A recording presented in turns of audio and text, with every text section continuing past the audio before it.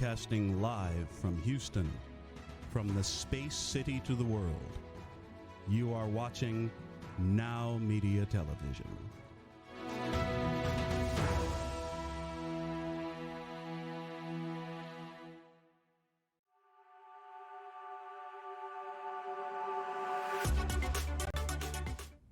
Welcome back to Biz Talk TV, and I'm your host, Michael Rager, your business guide, and we're going to go ahead and we're going to get things started. We're going to be talking to my good friend, Chris Beasley. Chris is the president of Compass Sales Solutions, affiliated with Sales Acceleration. Chris has been a 30-year professional in the business, and he's helping people grow that small and medium-sized business, their sales team. So Chris, what's going on, man? Tell us a little bit of our topic for today. Thanks, Michael. It's great to be back again. You know, we've talked over the last several weeks about some of the elements of being successful in building a sales team. We've talked about sales process. We've talked about hiring the right people, compensation, all kinds of things. But just leading on what you said with what's happening at Meta and the importance of staying in touch with your markets, understanding what's going on, and being quick to respond, ahead of trends in your business. So one of the keys there is to be in touch with your salespeople. And it's a big challenge, something our business owners, our sales managers out there often don't do a great job with, and that is meeting with each of your salespeople one-on-one regularly and making those meetings as helpful and productive as possible, both for your sales rep as well as for your business. So ensure that your people are making progress, deal with issues early, get that feedback from the marketplace, make sure your people have whatever roadblock removal and remedial help that they need, and do what you can with these regular meetings to make your people more successful. So today I want to share 6 tips to have successful one-on-one meetings with your salespeople. Well, good, man. I love it. 6 tips, that's easy. Any business owner can follow that. So if you're a business owner that's going to start meeting with your staff, what do you start? Okay, let's start with the style and frequency of the meetings. I prefer to have group meetings every week and to meet with my individual sales reps at least every other week, but maybe weekly for newer or less experienced sales reps. But anyway, the important thing is to pick a time, make it a recurring appointment on the calendar, and stick with it. No skipping unless it's a really dire emergency. Don't get in the habit of letting people make client appointments or let other things get in their way of having this regular meeting. Be disciplined about it and insist that it happen on a regular basis. And make it short, on point, standard format, and be consistent. It's the same every week. Everybody knows what to do, and bang it out and be very professional about it. So that's our first thing. Start with the style and frequency. Number 2 is to come prepared for the meeting.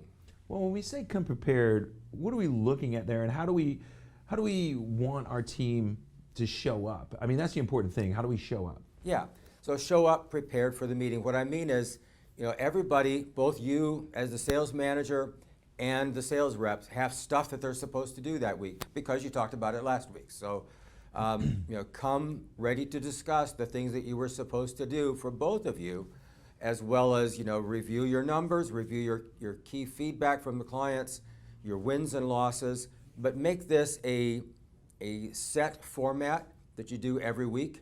Use a regular method of doing it. Have a schedule. Have things that you talk about every week, and so you're going to review those numbers.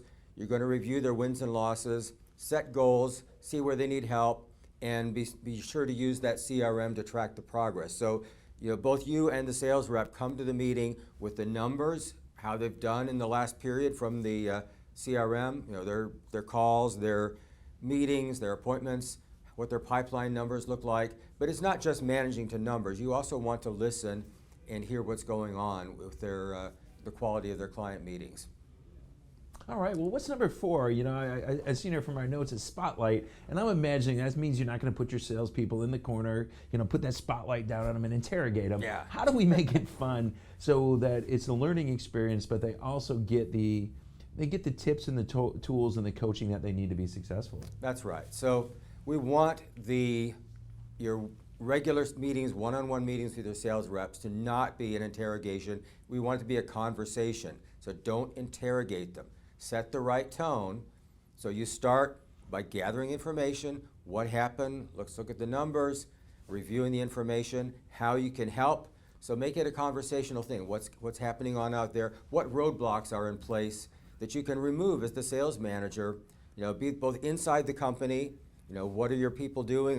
They're having trouble getting quotes? They're having trouble with deliveries? What's happening that you as the sales leader or the business owner can do to make your salespeople successful? And do they need training? Maybe you need to set some time aside and do some role plays to make them more effective. But anyway, have it be a conversation. How can you help them be more effective and be more successful?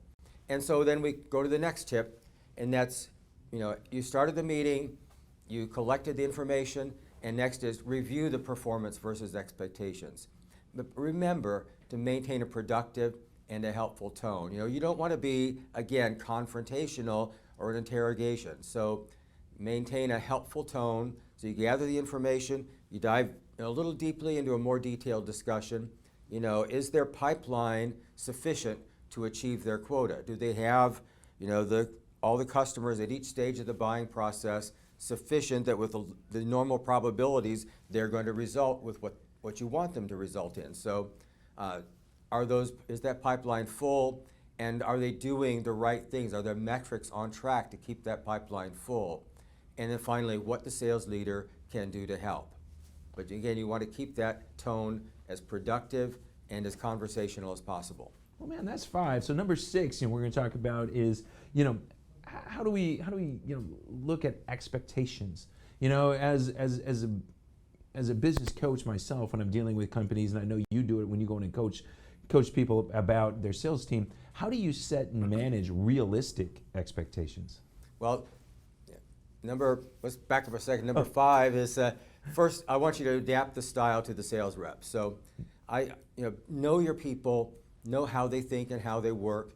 And I often use external assessments. We have PXT or DISC or other profiles to understand the personality. Some people like to be real direct, bang, bang, bang, let's get it done. Other people are very conflict avoidant.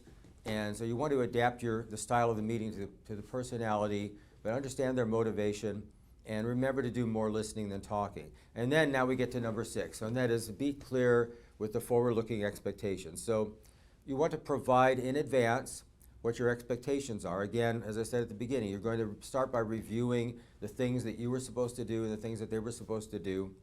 And so their numbers, the progress, the effectiveness of their sales calls, and reward positive behavior quickly, and set clear consequences so that any inadequate or poor behavior doesn't go on too long. So let's summarize a bit. So consistent format and frequency. Come prepared. Converse, don't interrogate. Review what they're doing versus expectations. Adapt your style to the sales rep so you make a productive conversation, and have clear expectations going forward. So if you do these things consistently every week, every meeting, and you'll have more information, you'll have a sales team be more positive, they'll be more productive, happy, and more likely to be successful. And so you won't be the meta out there laying your people off, you'll be the one that's kicking their butts. So keep up with that, have great productive sales meetings, and don't neglect that or let people skip it and get behind with it. Now, that's awesome advice, Chris, and I love it. So, for business owners out there that would love to hire somebody like you to go in and help train their sales team and grow it, how do they get a hold of you? Sure. We at Sales Acceleration build sales infrastructure. And so we will set up all of the things you need to make your team successful. We'll set up, your weekly meetings, your formats. We'll create the tools and give you the tools. And if you need, we can even lead your sales team and get everything moving smoothly until you're ready to hire a full-time person to run that. And if you have a sales leader that needs some help and some coaching, we can give certified sales leader training. That's not your classic, sales training, how to make a sales call, how to make a phone call. That's training the sales leader. And so we give a certificate in that. It's a very in-depth training program with a lot of one-on-one coaching to make your people make your sales leaders have the tools and the skills to succeed. Anyway, if you would like help, give us a call, 588-0169, or check us out online at www.salesacceleration.com. Thank you. Well, that's great, Chris, man. You're one of the best in the business, and I know, and I've known you for a long time, and it's always a pleasure to have you on.